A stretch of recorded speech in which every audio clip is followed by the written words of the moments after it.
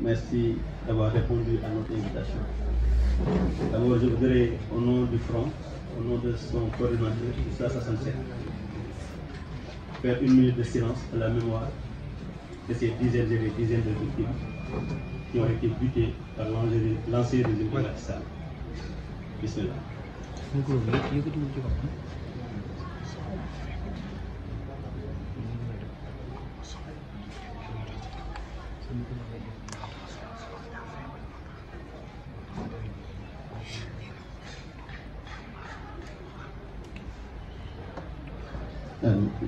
Je vous remercie.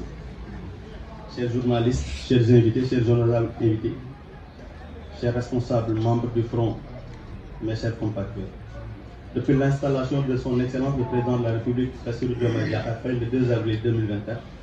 et la formation de son gouvernement avec le Premier ministre Ousmane Sonko, suite à la révolution populaire pacifique acquise au prix d'énormes sacrifices, des épreuves douloureuses et sanglantes parachever le 25 mars 2024, une campagne nauséabonde d'intoxication et de désinformation destinée à déstabiliser le régime. Nonobstant tous les efforts consentis en un temps record, est en train d'être sciemment déjoué. Cette entreprise de déstabilisation est l'œuvre de cette nouvelle opposition, déboussolée, incapable de poser les véritables débats d'orientation sur les politiques publiques qui sont en train d'être mises en œuvre. Cet ancien régime, désavoué et déchu, avait usé de tous les moyens de l'appareil d'État, harcèlement judiciaire, d'une répression policière sanglante, avait fait des dizaines de morts, des mutilés, des exilés et des centaines de prisonniers politiques dont le but était de barrer la route à ce projet tant convoité par l'écrasante majorité des Sénégalais. Qu'il faille le dire, il est malheureux de constater que malgré l'expression de cette volonté populaire du peuple souverain, ce pécheur en eau trouble animé de rage et de haine persiste dans des manœuvres périlleuses pour faire couler ce projet et compromettre l'espoir et l'avenir de ce vaillant peuple sénégalais. Par conséquent, fort de ce constat, en notre qualité de citoyens sénégalais, conscients des enjeux stratégiques et géostratégiques et soucieux du bien-être des Sénégalais et du devenir des générations futures, il nous espoir de mettre sur pied un front pour faire face, de l'intérieur comme de l'extérieur, contre tous ceux qui se dresseront contre ce projet, d'abord pour la mémoire de tous les martyrs et victimes, mais aussi et surtout pour un Sénégal souverain, juste et prospère, libéré des jougs impérialistes et néocoloniales. Ainsi, à travers l'initiative de Oustaz Assane Seck, est né de façon spontanée ce mouvement dénommé Front Aar Sunu Projet, un front pour la défense du projet. D'abord,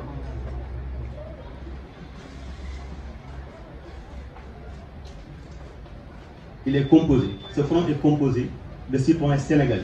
patriotes, d'hommes et de femmes, de toutes les composantes de la société, répartis dans toutes les régions du Sénégal et de la diaspora, qui partagent en commun la soif de l'aboutissement de l'idéal salvateur de ce projet. Le front reste ouvert à tous les Sénégalais et a la conviction et la claire conscience que ce projet est le réceptacle à travers lequel réside le salut du peuple sénégalais et de l'Afrique libre et prospère. Le Front Aar Sunu Projet a pour vocation d'être le premier bouclier du projet contre tous ces pourfendeurs qui continuent de créer et d'alimenter de faux débats dans le but de détourner l'opinion sur les véritables enjeux et en même temps tenter d'occulter ces gros scandales qui ont émaillé tout au long de leur magistère. Il procédera a priori à rétablir la vérité contre toute forme de manipulation et parvenir à chaque fois à exposer les véritables trajectoires du projet. Les membres de ce front constitueront des sentinelles sûres pour apporter les répliques idoines dans tous les domaines et dans tous les secteurs. Le front accompagnera le gouvernement dans toutes ses activités, mais aussi il constituera une force d'action à part entière à travers des initiatives citoyennes diversifiées. Le Front Aar Sunu Projet sera le miroir du projet à travers lequel se projetteront toutes ses actions, ses activités, toutes ses réalisations. L'essence du Front Aar Sunu Projet se justifie aussi par le fait d'une cécité malhonnête et volontaire d'une certaine classe sur toutes les mesures phares et salutaires prises par le gouvernement et qui impactent positivement sur le quotidien des Sénégalais. Un petit survol sur le premier trimestre en est une parfaite illustration. 41 milliards de dettes contractées ces 3 dernières années aux agriculteurs ont été honorées. 10 milliards de dettes remboursées aux hôpitaux sur la couverture maladie universelle. 120 milliards de subventions agricoles. 53 milliards mobilisés pour la réduction des produits de première nécessité. À ces prouesses s'ajoute, dans le cadre de la bonne gouvernance des finances publiques, le lancement d'une série d'audits centraux et sectoriels pour faire l'état des lieux, l'arrêt du bradage foncier, organisation des assises de la justice, rétablissement de l'obligation de payer les impôts d'entreprise, l'effectivité du concept Armée-Nation à travers la distribution des intrants agricoles et l'assainissement, l'intervention de la société de transport Dakar Dem Dikk pour réguler la hausse abusive des prix de transport à la veille de la Tabaski, une approche diplomatique rehaussée, honorable et respectée, et j'en passe. Force est de rappeler que l'ancien régime a laissé un lourd héritage, très chaotique, d'une économie extravertie, désarticulée, avec un endettement exponentiel, dépensant même les traités de convergence de l'UEMOA, et une évolution généralisée dans tous les secteurs. C'est un devoir historique et moral de défendre ce projet pour un Sénégal souverain, juste et prospère. Merci de votre aimable attention. أعوذ بالله من الشيطان الرجيم بسم الله الرحمن الرحيم رب اشرح لي صدري ويسر لي أمري واحلل عقدة من لساني يفقهوا قولي لك السلام عليكم ورحمة الله ñu leen di talal ak jàmm ci lii ñu leen wooye di njëkk tamit di gërëm ñi nga xam ne bi ma lancé affaire bi ma ko wootee maanaam ñu bëri dañoo wuyu si gis ci seen bopp te kawe na sax sama njort te kii wax na presque 300 membres mais romb nañ ko durant 3 mois wala 2 mois te ñu am na ñoo xam ne gisaguñ leen dañoo joxe seen kii rek mais dañoo bëgg a bu ñu paree la gën a organisé wu. du ma tàmbali tamit nuyu na suñu jigéen yu baax yi ñëw Ndeye Fatou Ndeye jiite leen nga xam ne bu dul dara sama goro la xamante ni bu yàgg ñu ma ko waxee tamit dafa ne dina ànd ak lenn ci mag bi Pastef bi ñu taaral bés bi ñu ngi leen di nuyu. di gërëm tamit suma rakk yaay mu mbokkal Ndeel Baay teew na ci jeetaay bi docteur Cissé ñu ngi koy gërëm daal ko yàlla fay ci teewaay bi su ko defee tamit gërëm leen yéen ñi ànd ak man ci mbir mi gërëm ñoom seen ndaw sama seexandoo ñoom Sembène nga xam ne seen loxo macha allah Ousmane ñi nga xam ne sonal naa ko lool ci mbir mi Gassama et cetera et cetera kon bu ñu yàgg foofu dañuy gërëm képp koo xam ne que ñëw na ci gisuñu la di leen gërëm yéen suñu mbokk journaliste yi nga xam ne yéen a wuyu si nga xam ne yéen a ci jàppale kon ci wolof dañuy tënk rek dañuy leeral ne yéen suñu mbokk journaliste yi tedd yi yéen gan yi tedd yi yéen responsable yi nga xam ne ak membre front bi maanaam suñu kuréel gi nga xam ne way tedd ngeen yéen ñi dëkk ak ñun bokk ak ñun dëkk bi ngeen baax lool yéen Sénégalais yi bés bi nga xam ne fal nañ ci kilifa gi nga xam ne mooy ki jiite réew mi di Bachir Diomaye Diakhar Faye mu nekk ci ñaareelu fan ci weeru avril mu tombeek atum 2000 ak ñaar fukk ak ñeent ba mu defaree gouvernement am ànd ak njiitu jawriñ yi di Ousmane Sonko ginnaaw nag bi nga xamee ne am na benn fippu boo xam ne fippu jàmm la woon ngir ñu mën a teggi li fi nekkoon mais dafa mujjee am ci mbir moo xam ne ay bakke na ci rot yoo xam ne ay atte yóbbu nit tribunal moo ca mujjee tour deret moo ca mujjee ba yàlla mujjee matal loolu ca bésu ñaar fukk ak juróom ci weeru mars ci atu 2000 ak ñaar fukk ak ñeent léegi nag bi mu noppee gis nañu ne lu leer la ci ñëpp ne am na benn ab woote bu ñu yëkkati pour mu taxaw buy raqlul yaram boo xam ne boo koy déglu da nga koy xaw a seetlu mu mel ni dañoo bëgg a xajamal jaww ji yàq mbir mi réeral nit ñi te nag seen jubluwaay mooy yëngal li nga xam ne mooy andi dalu li nga xam ne mooy tëralinu nguur gi fi nekk nguur gu bees bi ak nag li ñu daj ci coono yëpp xale yi dee ñu tëj ñii ñu ñàkk seen kër ñii seen sëy yi ñu ñàkk ko ci ak loolu yëpp gis nga ne ñii mel nañu yëguñu loolu ñoom dañu continuer andi nit ñi ay métti kon donc jéem a andi luy yëngal jàmm bi nga xamee ne moo fi nekk jàmm bi nga xam moo fi nekk ni ñu koy jéem a yëngal kon mu ngi tukkee ci li ñu tuddee wujju politique yi nga xam ne ñoo xam ne ay jaxasekat lañu ñu bees nga xam ne lott nañu andi dara ci kanamu nit ñi teg ko pour ñu am ci jubluwaay nit ñi mën see jubee mu nekk loo xam ne lu am solo la ci liy doxal pénc mi nga xam ne mën nañ ko wéyal tëralin bi nga xam ne nag moo fi nekkoon nit ñi bàyyi woon leen dindi leen balaa ñuy sax jóge ca ñuy tëral maanaam tëral yi ñu ko tëral di ko wuure si biir bi nga xam ne moo di seen i politique yaakaar naa saa wolof dina gàggante wolof yi mais xam naa ñu ngi koy gërëm yooyu ñu tëral ñi nga xam ne tamit dañoo soxlawoo Sénégalais nekk ci jàmm ak tamit ëllëgu xale yi nekk ëllëg boo xam ne dafa nekk ëllëg bu wóor loolu mu ngi suñu loxo Sénégal li muy mel suba suñu loxo la nekk ndax wax naa ne moo tax ñu sos li nga xam ne mooy front bi mooy jàkkaarloo nga xam ne pour ci biir nag sos ko pour ñu defar ci biir maanaam ñun li ñuy ragal ci biir projet bi ñi ci nekk mu yàqoo seen loxo noonu ñu ragalee mu yàqoo ci ñu nekk ci biti kon dañ koy aar ci biir ñi yor projet bi d'abord parce que xeex projet wala xeex révolution ci histoire xeex bi mën na tar mais téye victoire bi moo jafe bu leen neexee ngeen jàng Algérie Ben Bella à l'époque ñoo yàq révolution bu algérien là nga jàng Mursi barke démb fii ci Égypte nga jàng Thomas Sankara malgré jàmbaaram dañ ko mujjee faagaagal kon il faut muy répété Mamadou Dia jaar na fi même chose révolté na ba pare ñu nax saayal ko kon nag moo tax ñu sos lii aar ko ci biir ci membre yi nekk ci projet bi ñu bañ a yaatamtu te tey naan maa xeexoon man la ñu tëjoon maa damoon fii Sonko bi mu wax nit ñi ca jaamu yàlla la leen woo jaamu yàlla boo ci xaar dërëm moom doo ko ba gis xam leen ki ngeen amal affaire Sonko day jaamu yàlla moo tax salaire am ne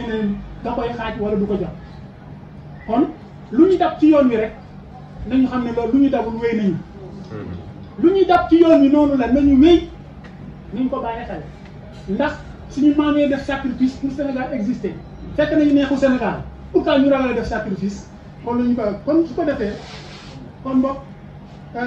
ci njëlbeen faaw ñu fàttaliku tamit mbooleem martyr yi maanaam ñi dee ñu tuddee leen martyr parce que martyr mooy ko xam ne bu dee day dem àjjana ñun dañoo gëm ne xale yi dañu dem àjjana dañ ko gëm ñun te Quran moo ñu ko wax parce que yonent bi nee na képp ku faatu pour défendre si réew boo dee dem àjjana ñi doon wax xale yi dañuy xaru lan mooy xaru da nga koy définir xaru mooy ku am yéenew dem rey sa bopp bu leen topp ki da ngay di xaru damaa bëgg sama réew am liberté loolu du xaru kon xale yi yàlla daye ñoom àjjana moo tax ma nañu rus daye ñoom àjjana ñu naan ñu la ngeen xooloon ba projet bi taxawul kon ñun dañ koy layoog ñoom benn ñu ngir ñoom kuy kaasati na nga xool xare yooyu dee nga muñee leen sa bopp loolu ñu ngi koy ñaan lu su ko defee nag ñi nekk victime tamit balaa loolu tamit ñu am Sénégal boo xam ne bu ñu toppatoo ñooñu ba pare dañoo bëgg am Sénégal boo xam ne bu am souveraineté la moom boppam maandu naat libre ci colonialisme wala colonialiste yi ak seen i pexe noonu tamit ca loolu la xel mi ñëwee ñun ñii ñu tuddee Oustaz Assane Seck ñu daal di andi lii proposé ko ma jàpp ne nekkoon na ci bopp million Sénégalais xëy na damaa njëkk a lancé rek loolu dañ koy nangul ñëpp ba ma ko wootee ñëpp gis ci seen bopp muy front à suñu projet ñoo ko moom projet wu 54% sénégalais la pas projet Pastef rek noppi ñun ñoo ko voté 54% ñun ñoo koy aar su ko defee ci noonu la ñëwee ci xel mi pour que ñu mën a aar projet bi ñi ci nekk nag mooy ñi dëkk Sénégal góor di jigéen ci mboolem secteur yi nag diaspora bi ñi ci biir réew mi ak ñi nga xam ne mar nañu sax jàpp li nga xam ne mooy di projet bi kon boog front bi tijjeeku na pour ñëpp nag pour que mu mën a ànd ak ñëpp ñi xam ne projet bi mooy kubéer wala ëmb bi nga xam ne wala ndap li nga xam ne moo mën a libéré wala bàyyi may Sénégalais aafiya ñu daal di mën a libre même Afrique projet bi moo ko mën a sauver africains yi ñoo koy wax du ñu ñoo koy wax africains ñoo gëm ne projet bi moo mën a sauver Afrique waxuma la Sénégal te naatal ko kon nag jubluwaayu projet bi foron aar suñu projet mooy mu nekk njëlbeenu défense wala njëlbeenu aar kaaraange ngir mu aar li nga xam ne moo di projet bi ci mboolem ku koy critiquer ci biti te boo koy critiquer ci biti nag du ñu xuloog yow du ñuy xay dañu lay tontoo xam-xam ku song projet bi ci économie ñoo économiste mu tontu la ku ko song ci politique ñoo politicien mu tontu la ku ko song ci moral ñu woo ko def loolu mu tontu la saaga wu ñu xuloo ñu xaste wu ñu dañuy demee logique te bañ a yaakamti loolu lañ ko bëgg a defee su ko defee ñu mën a xool nag mbir yi nga xam ne amul solo ñu teg ko ci suuf yéen yi nga xam ne dafa ñaaw nga xam ne day andi ay maanaam xëccoo xuloo ci biir population bi ku nekk ci débat respecté sa morom bañ ko xas loolu la ñu xam incha allah teg ci xam-xam moo tax ñenn ñi nga xam ne ñoo ko bëri la nag dañuy nëbb seen i tappale yi romb dañuy nabbale seen tappale kenn du ñu wax ne liggéey leen réew mi te ñu yàq ko ba pare balaa ngay kaas naa liggéey ko da nga naan ñaata laa ci yàq boo xamee ñaata nga ci yàq nga mën a xam waa ji ndax mën na koo defar ci 3 mois nañ ñu wax ñaata lañu yàq ci 12 ans ñu pare wax leen ndax mën nañu defar loolu ci 3 mois su ko defee kon boog projet bi dina continuer tamit ci lu gaaw ci jéem a wane mboolem luy yàq wala loo xam ne day andi jiifi jaaxa ci xelu nit ñi nga xam ne ñooy nekk ci réew mi su ko defee loolu projet bi dina ko def kon tamit dina jàppale tamit